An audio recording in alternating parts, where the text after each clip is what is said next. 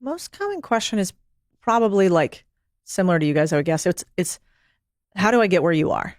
I think most people we can't be what we can't see typically. And so when we see something we want, the first inclination is like, how come you have that and I don't have Is that? that the right question? Wrong question. What's the right question? The right question is probably who did you have to become to be where you are today? Right. So instead, what a lot of people want to do is they want to just lily pad to where you're at, but that's not, they don't see the in between. They don't see the sacrifice. Yeah. What did that in between and sacrifice look like for you from when you left Mm-hmm. your finance job and you started investing and doing what you do now and acquiring businesses? Like, what was that kind of nitty gritty in between? Yeah.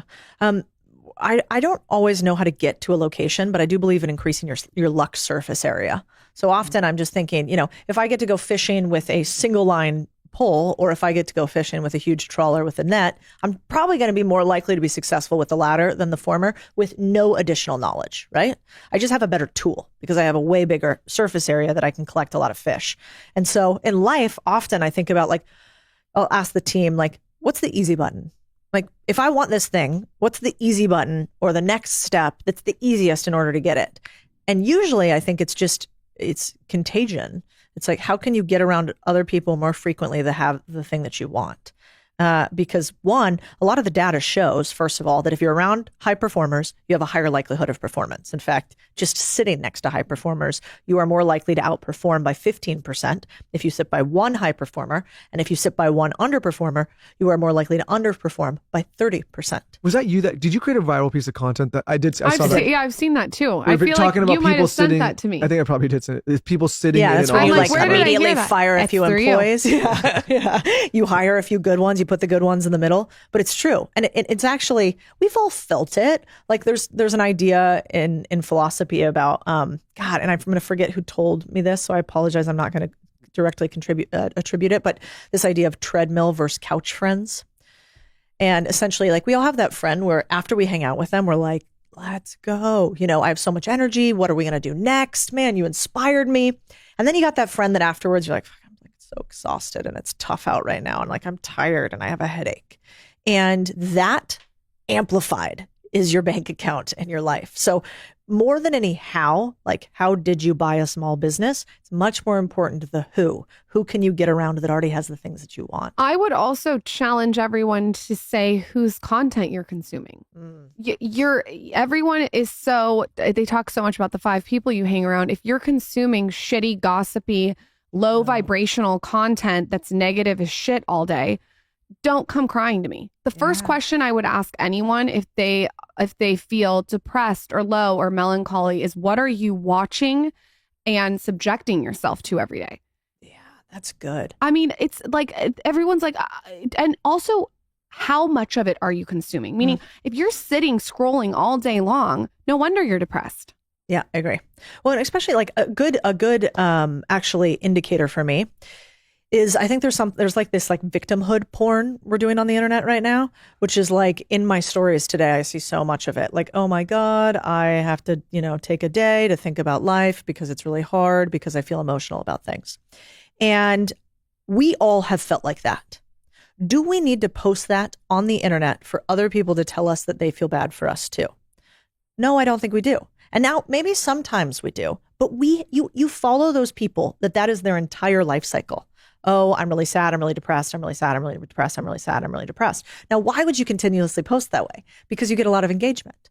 I also think it's engagement. It's attention. It's connection. It's almost some of it's virtue signaling that I did the right thing and I didn't get rewarded for it. Right. It's low vibrational. Yeah, I mean, today's obviously it was the election, right? And so there's a lot going on. And I'm watching, just like I observe some of this stuff sometimes. And I've been guilty of scrolling today because today's a wild day. But normally, but anyways, I'm always wonder, like, what is the motivation of setting up a phone camera and filming yourself screaming and crying and then saying, okay, that was a good take. Now take it. Like, that's a wild thing to do. Hey, but let me ask you this.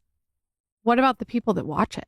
No, I mean, because guess what? The people that watch That's it, true. Come on, we're all just as guilty. But I don't know, Michael. I'm not watching that. Yeah, no. Listen, it's not productive. But I would say it's not productive. But listen, I agree with that. what I would no. But here's the thing.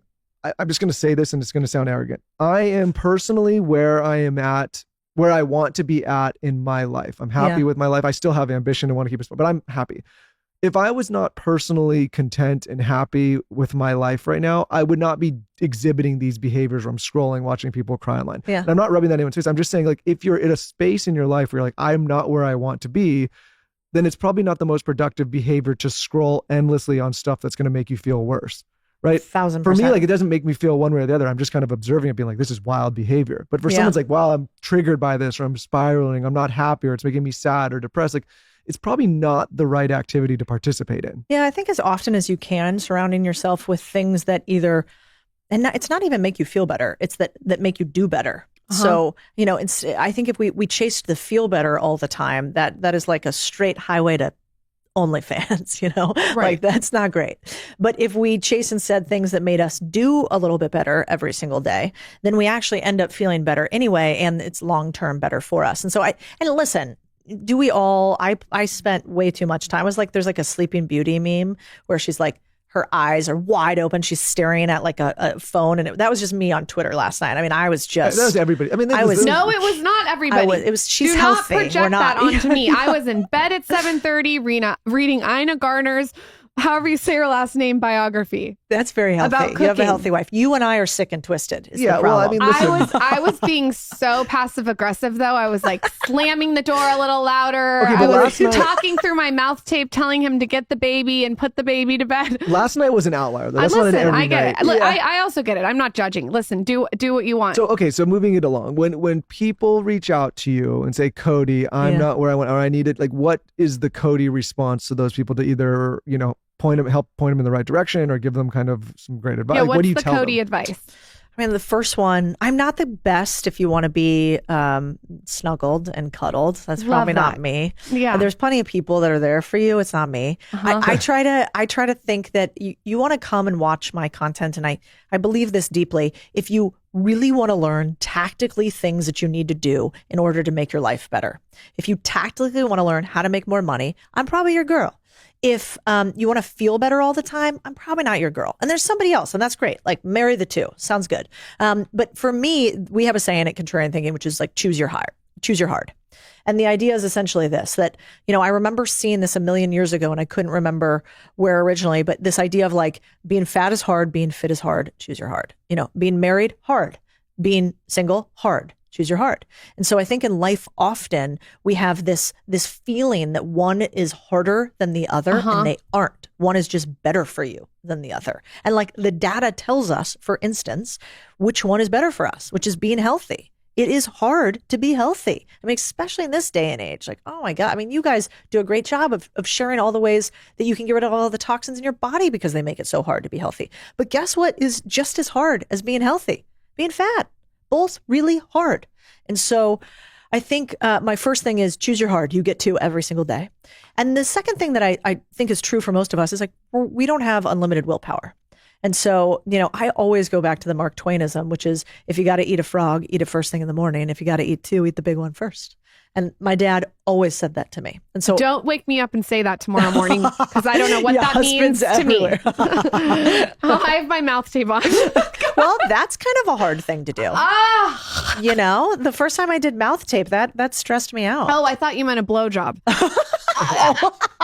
It's all hard.